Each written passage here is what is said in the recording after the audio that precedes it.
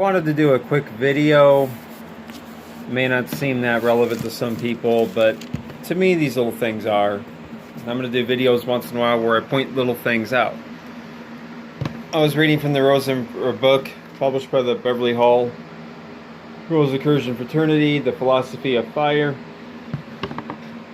And it's on page 8 of the book.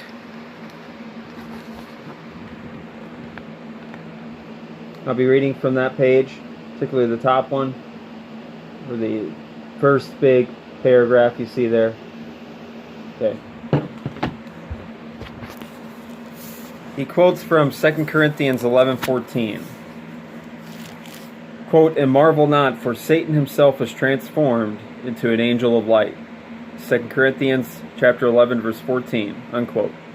This is probably one of the most important and positive statements in the Bible because it clarifies that Satan is not the evil one, the devil, but that he is in fact a light bearer, the inciter to man to gain the knowledge which will lead him to spiritual awakening, to bringing the Christos into manifestation, inciting to effort the mortal to become one of the brethren of light, a son of God.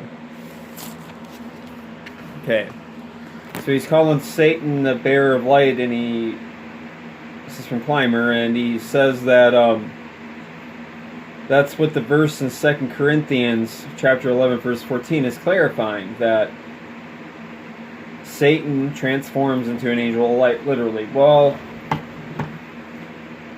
I'm going to show you how that's taken out of context here. Okay. I'm just going to read real quick.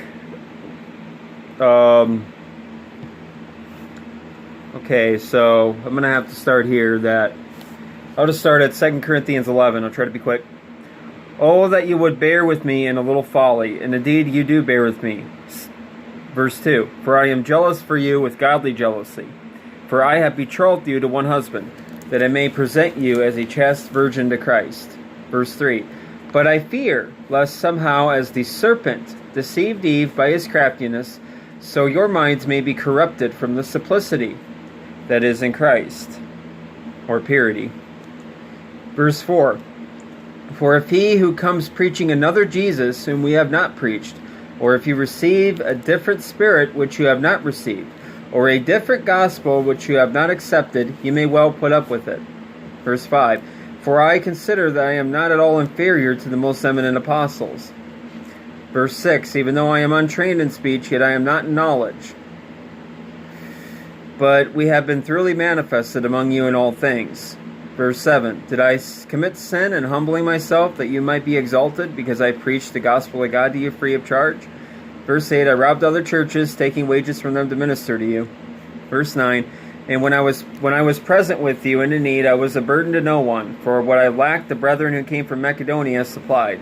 And in everything, I kept myself from being burdensome to you, and so I will keep myself." Verse 10, "As the truth of Christ is in me, no one shall stop me from this boasting in the regions of Achaia." Verse 11, "Why? Because I do not love you." Why? Because I do not love you? God knows.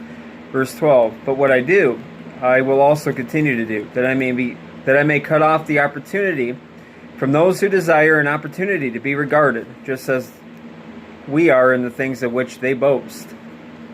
So he's talking about false teachers in verse 3 of chapter 11. So keep that in mind. Verse 13, "For such are false apostles, deceitful workers, transforming themselves into apostles of Christ." Verse 11, "And no wonder, for Satan himself transforms himself into an angel of light." Verse 15, "Therefore it is no great thing if his ministers also transform themselves into ministers of righteousness, whose end will be according to their works." So clearly from the context here, he's not calling Satan as an angel of light. He's not saying anything about that. He's using that to say that his apostles, or his ministers, are transforming themselves into ministers of righteousness. And these were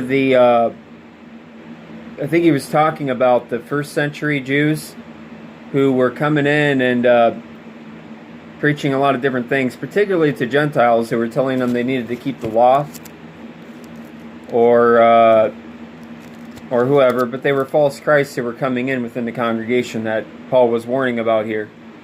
False apostles, deceitful workers, who were transforming themselves into followers of Christ, but they were going to be fakes. And he was saying that Satan does that, so will his followers. So that's basically what he was saying.